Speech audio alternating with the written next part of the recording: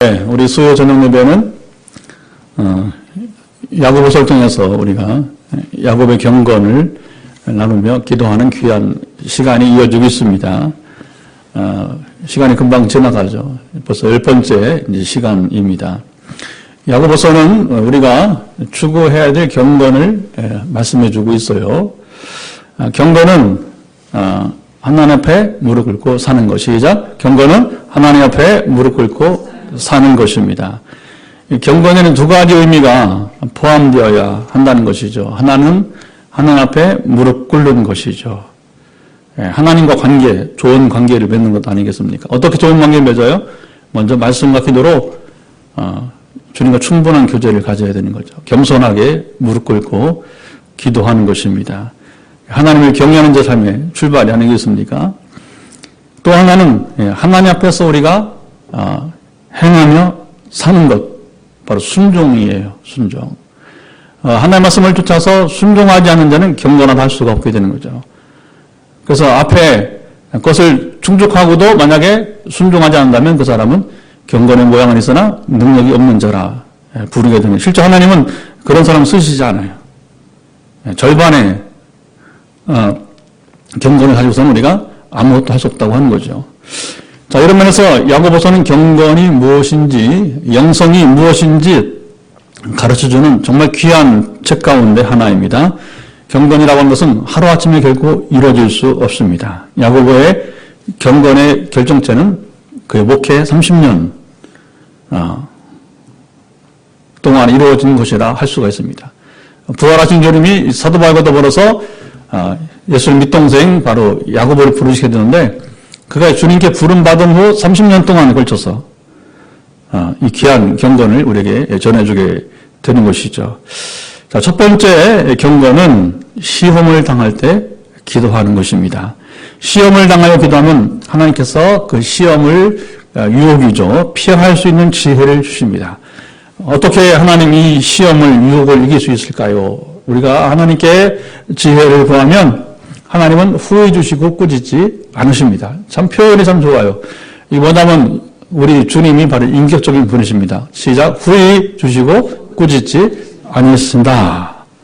경건한 사람은 자기 혼자서 문제를 결코 해결하지 않아요. 야고보처럼 기도로 문제를 처리합니다. 우리도 야고보처럼 기도를 생활하여서 시험을 이기고 모든 유혹을 이기고 승리합시다. 이것이 경건이에요. 근데 우리가 기도하지 않고 여러분 이제 이 시험에 우리가 패배해서 죄를 범하면 경건을 상실하게 되는 거죠.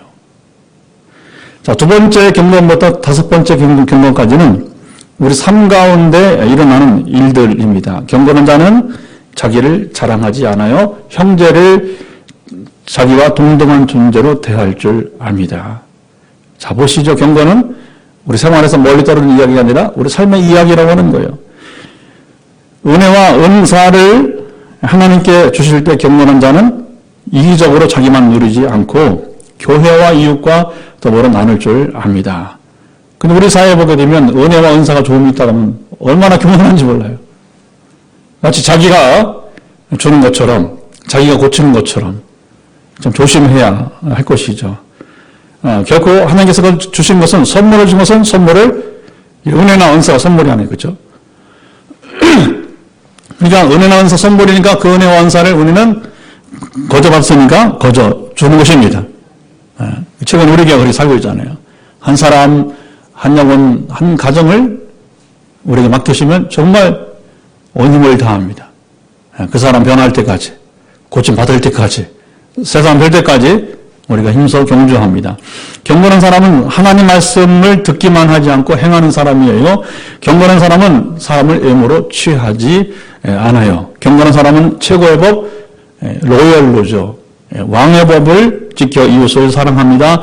자, 여섯 번째 경건한 사람은 온전한 신앙관을 소유하는데, 이런 사람은 믿음과 행함의 관계를 이제 잘 이해합니다.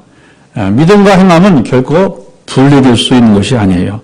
이 두 가지가 함께해야 양자가 모두 온전합니다. 하나만 가지고는 이제 불충분하게 되는 거예요.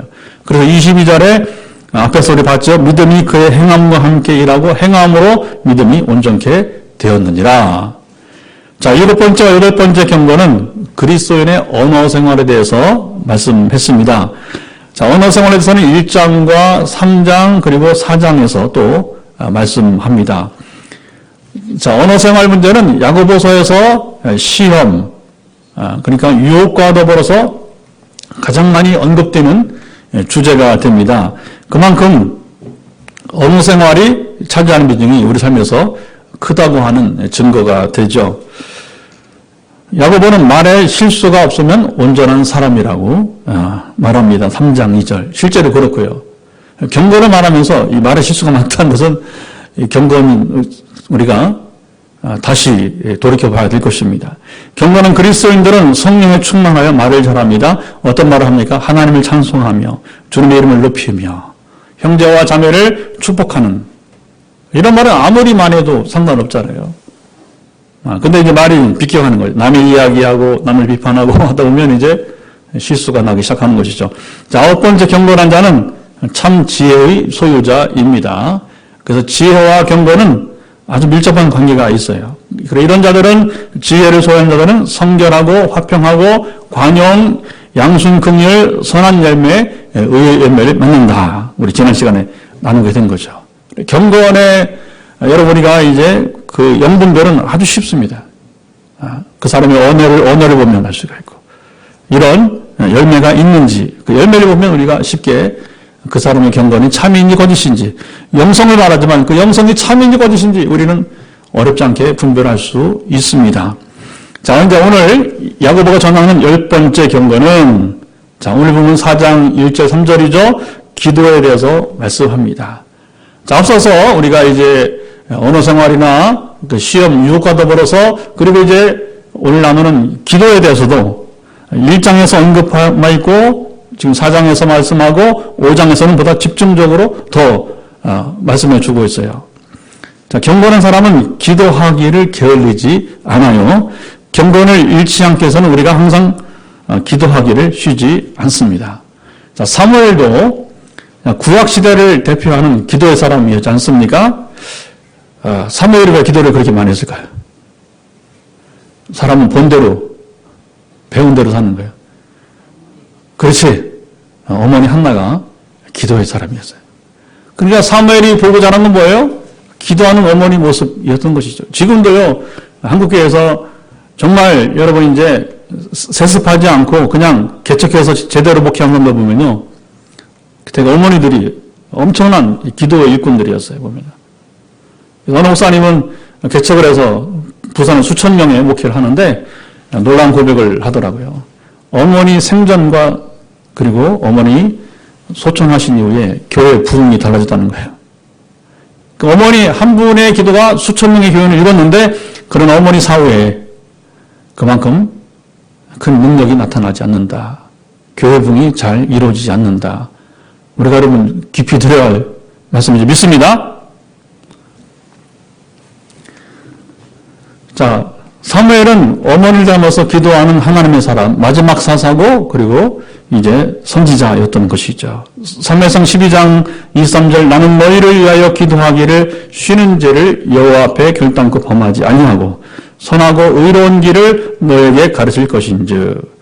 그리고 사무엘상 15장 11절 보면 사울왕이 끝내 다시 불순종하고 하나님께 최종 버림받자 사무엘은 근심하여 온 밤을 여호와께 부르짖었습니다. 사무엘상 15장 11절이에요. 사무엘이 요즘 말로 말하면 철야 기도를 했다는 것입니다. 왜 그렇습니까? 너무 마음이 아프니까. 여러분 아무나 하나님께서 이스라엘 초대왕으로 여러분 뽑았겠습니까? 사울이 처음에는 얼마나 겸손하고 좋았어요. 그러나 끝내 왕맛을 본다면 자기 위에 계신 하나님을 무시하고 그래서 불순종하는 자에게는 결코 이제 하나님 쓰시지 않기 때문에 버림받은 그 사울왕을 보면서 마음이 상심해 있는 거죠.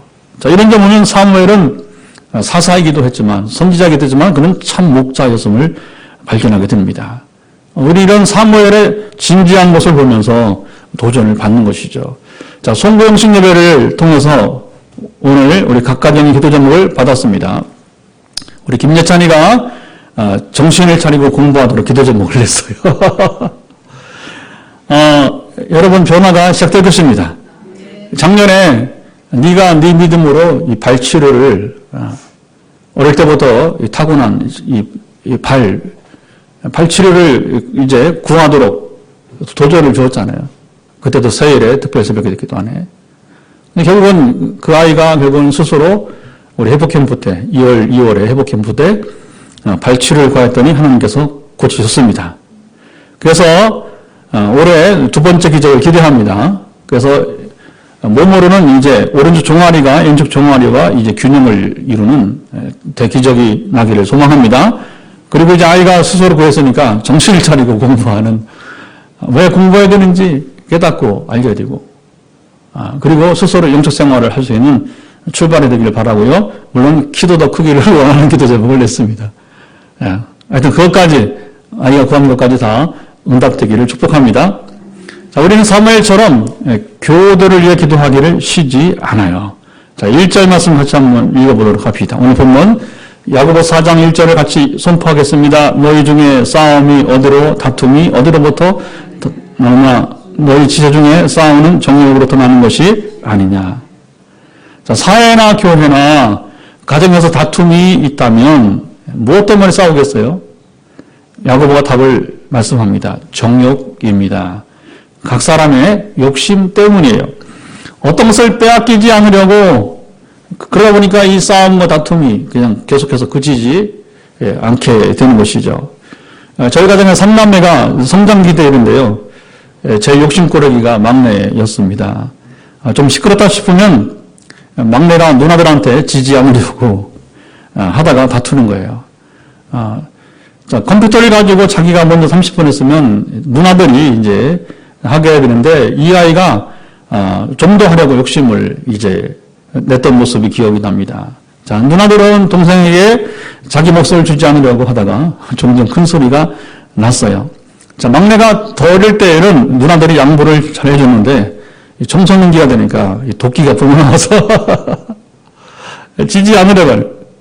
지금은 뭐 이 스마트폰 시대가 되어서 뭐 컴퓨터 가지고 싸울 일 없지만 한때는 그랬던 기억이 이제 납니다. 자, 아이들 세계에서도 욕심이 다툼의 원인입니다. 정치계나 경제계 세상 모든 일이 마찬가지잖아요. 노사문제도 여러분 그렇습니다.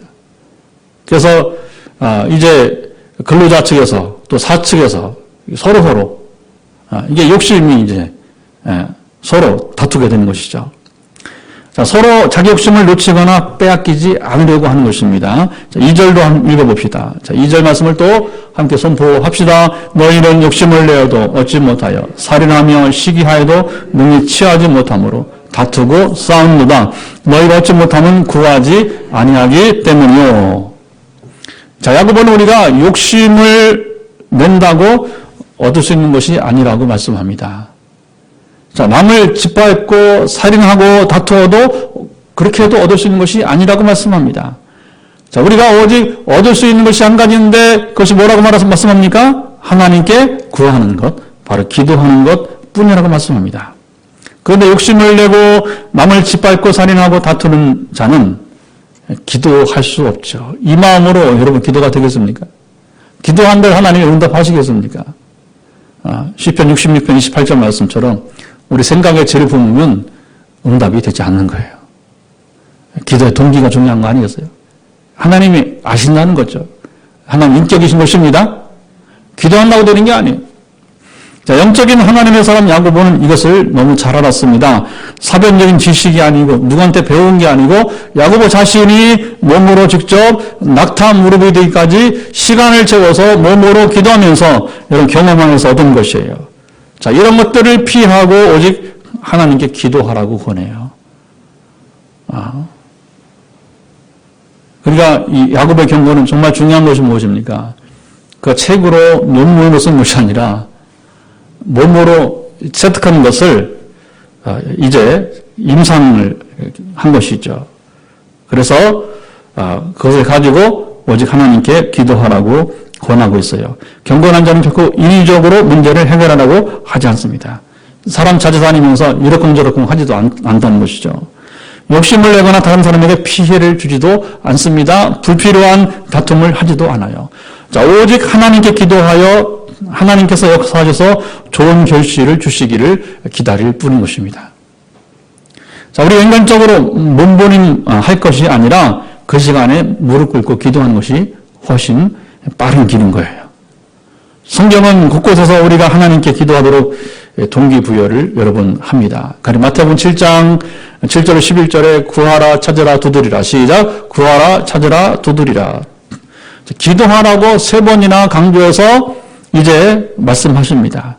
한 번 아니고 2번 아니고 3번 이렇게 반복해서 기도를 강조하게 되는 거죠. 자, 기도하도록 동기부여를 하기 위해 예수님은 세상 아버지와 그리고 하늘 아버지를 비교하시기도 했어요. 아무리 악한 아버지라 할지라도 자기 자식에게는 좋은 것을 줄 안다는 거죠. 하물며 하늘에 계신 너희 아버지께서 좋은 것을 주시지 않겠느냐. 자, 사람들이 얼마나 기도를 하지 않으면 예수님은 3번이나 강조하여서 이렇게 기도하도록, 그리고 사람들이 듣는 자들이 다 이해할 수 있도록 쉽게 비유를 통해서 제발 기도 좀 하라. 내가 주겠다. 내가 줄 테니까 구하라. 찾아봐라. 찾게 될 것이다. 두드리라. 열릴 것이다. 할렐루야. 그 당시 여러분 주님이 산상수훈에서 말씀하신 이 3가지 여러분 말씀 지금 동일하게 우리에게 주신 말씀인지 믿습니다. 지금도 보면요. 인생의 문제가 얼마나 많이 있어. 그런데 여전히 구하지 않고 찾지 않고 두드리지 않는 사람들 봤을 때 참 가슴이 목회자로 봤을 때 너무나 가슴이 아픈. 어떻게 저 지경대에도 구하지 않을까? 찾지 않을까? 두드리지 않을까? 아까 사무엘이 여러분 이제 사울왕 때문에 마음이 아파서 기도한 것처럼 우리가 정말 이제 그런 시름이 있게 되는 것이죠. 자, 3절을 또 읽도록 하겠습니다. 3절 구하여도 받지 못하면 정의 버릇을 내고 잘못 구함이라. 자, 우리가 기도하되 응답받는 기도가 될 수 있기를 간절히 바랍니다. 하나님 우리에게 기도하라고 하지만 기도의 내용을 잘 들으세요. 기도의 내용을 들으시고, 그러니까 우리가 어떻게 무슨 내용으로 기도하는 게 중요한 거예요. 왜냐하면 하나의 인격이시기 때문에. 자, 우리가 여러분 부모나 자식과 부모 자식 사이에서 대화할 때 마찬가지잖아요. 그렇죠? 어떤 내용으로 부모 자녀 사이에 대화가 되는 이게 중요한 거 아니겠어요. 그렇죠? 하나님도 우리 기도 내용을 들으시고 우리가 원하는 대로 응답 주십니다. 그런데 기도의 내용에 따라 우리가 원하는 방향이 아닌 다른 방향으로 응답을 주시기도 하시는 거예요. 자, 기도를 통한 주님과의 교제 가운데 이런 상호작용이 일어난다는 겁니다. 지금도 하나님 사랑해서 우리랑 여러분 세밀하게, 긴밀하게, 친밀하게 여러분 교제가 이어지고 있습니다. 이거 우리가 무시하면 안 되는 거예요. 이걸 알고서 하나님과 우리가 여러분 기도를 해야 기도 실제를 경험할 수 있게 되는 것입니다. 응답은 언제나 임합니다. 다만 내가 기대하는 응답이냐 내가 기대치 못한 응답이냐 차이가 있을 뿐이죠. 우리가 기왕 기도하면 여러분 우리가 잘 분별하여서 우리의 기도의 내용대로 응답받은 것이 유익한 것입니다. 자, 그러면 어떻게 기도하면 내가 기대하는 응답이요 하나님께서도 기쁨으로 응답하시는 여러분 기도가 될 수 있을까요? 첫째는 기도할 때 반드시 하나님 중심의 기도, 하나님의 뜻대로 구하는 것입니다. 요한일서 5장 14절 15절 그를 향하여 우리가 가진 바 담대함이 이것이니 그의 뜻대로 무엇을 구하면 들으십니다. 우리가 무엇을 구하는 바를 들으시는 줄 안즉 우리가 그에게 구한 그것을 얻은 줄을 또한 아느니라. 그를 향하여 우리의 가진 바 담대함 쓴 이것이니 찬양이 있었죠.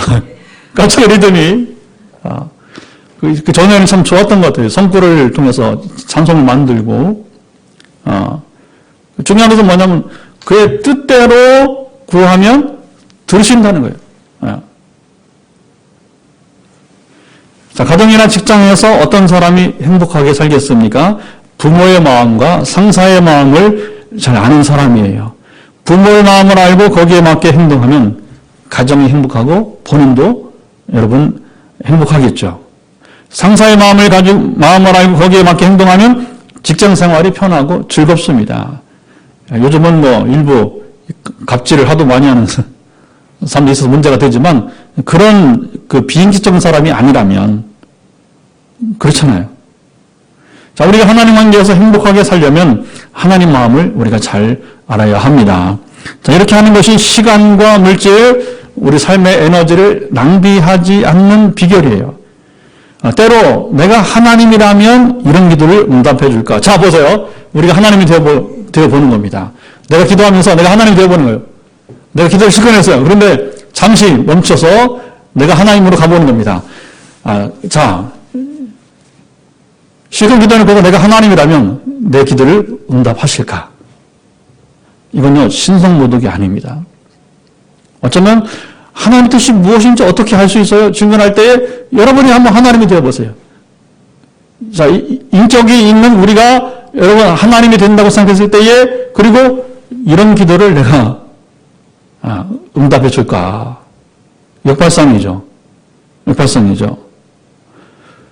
자, 이런 연습을 하면서 기도하면 하나님 편에서 하나님 중심으로 기도할 줄 믿습니다. 늘 기도 응답을 받고 하나님의 자녀가 되는 하나님의 자녀의 권세를 누리는 믿음의 삶을 여러분 살아갑시다. 이게 자녀의 권세를 누리는 거예요. 그런데 우리는 이런 상호작용, 인격이신 하나님과 우리 사이의 상호작용을 고려하지 않고 일방통행으로서 우리가 기도한다면 그만큼 시간, 에너지 여러분 소비는 하면서도 우리가 응답받지 못하는 안타까운 삶이 될 수 있게 되는 것이죠. 자, 두 번째는 우리 뜻을 주님의 뜻에 맞추는 기도입니다.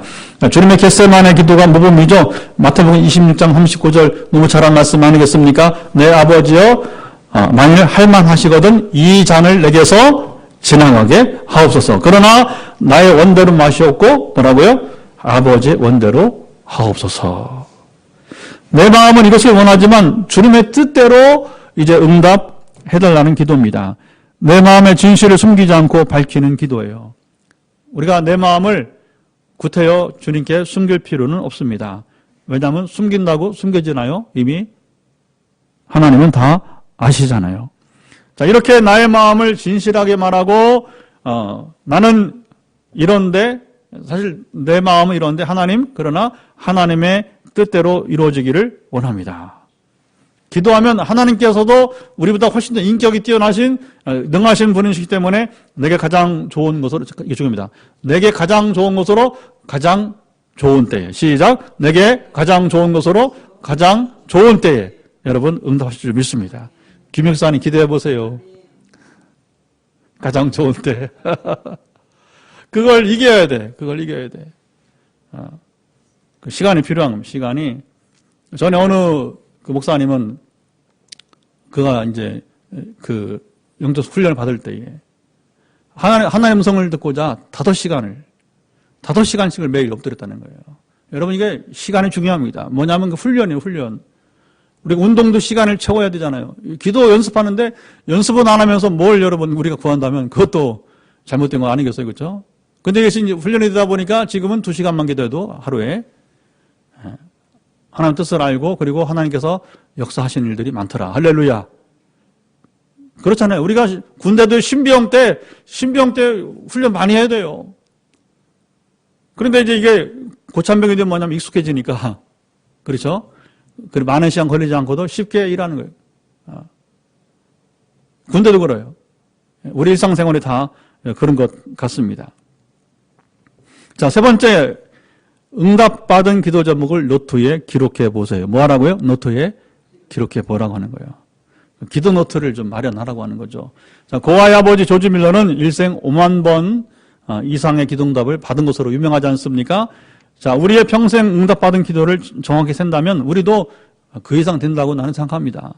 차이는 조지 밀러는 이것을 철저하게 그 메모를 노트를 했다고 하는 것이고 우리는 하지 않고 있는 것이죠. 자, 밀러는 이런 신앙 고백을 했어요. 나의 평생에 5만 번이나 응답을 받았는데 그때마다 나는 회개했다. 의외죠? 아니 왜 기도 응답을 받을 때마다 왜 감사하면 되지 왜 해결을 합니까? 그 다음 말이 중요합니다. 하나님께 기도할 때마다 넘치게 주셔서 그렇게 구한 것이 송구했다는 표현이에요. 이렇게 구해도 되었는가 하는, 원래 여러분 영적인 사람들은 이렇게 순진합니다. 순수한 거죠. 또 순수하지 않으면 기도하지 않고 순수하지 않으면 응답하지 못합니다. 어떤 여러분 하나님은 깨끗한 자를 쓰십니다. 깨끗한 자에게 여러분 임재하시는 겁니다. 깨끗한 자에게 여러분 이제 역사하시는 분이신 줄 믿습니다. 은혜를 아는 사람이 기가 막힌 표현 아니겠습니까? 기도응답을 기록하기 시작하면 우리 응답하시는 주님의 세밀한 음성을 확인할 줄 믿습니다. 자, 나아가 이것에 자극을 받아 더욱 기도할 수 여러분 있어요. 기도의 사람이 따로 없습니다. 저와 여러분이 훌륭한 기도의 사람이 될 수 있습니다. 지금부터 시작합시다. 송구영신 세일의 특별 새벽기를 통하여서 우리 교회는 지금 깨어 있을 수 있다는 경험을 누리고 있습니다. 새벽에 매일 나오지 못하면 일주일에 한 번 이상은 우리가 또 나오도록 노력하십시다. 수요일 저녁 예배나 금요 기도에는 언제나 나올 수 있도록 힘씁시다. 왜냐하면 나와야 뭐 집에서 기도하면 좋겠지만 그리고 저녁 기도가 있으니까 새벽에 못 나오시면 저녁 기도에 나와서, 그래서 어쨌든 우리가 10년 전부터 시도하고 있는 새벽 기도, 저녁 기도, 이 기도 운동, 그것만이 우리의 여러분 소망이지 않겠습니까? 자, 하나님께서 저와 여러분의 기도를 들으시고 경건의 능력을 여러분 주실 것입니다. 이미 주시고 있습니다. 지난 10년 동안 주셨습니다. 그래서 이 땅에서, 우리 교회에서, 이웃교회에서, 또는 여러분이 이제 전화로 우리가 열방에 이르기까지 얼마나 행복한 거예요, 그렇죠? 이제는 뭐 정말 지리적으로 가리지 않고 전화가 발달해갖고 이제는 뭐 미국이든 여러분 우리가 인도네시아든 터키든 관계없이 때를 따라서 우리가 전화로 기도할 수 있으니까, 그래서 우리의 가정, 교회와 이 세상도 변화시키는 하나님의 쓰임받는 도구로 이제 우리가 나아갈 수 있게, 저와 여러분 될 수 있기를 주님 말씀 간절히 축원합니다. 자, 이제 우리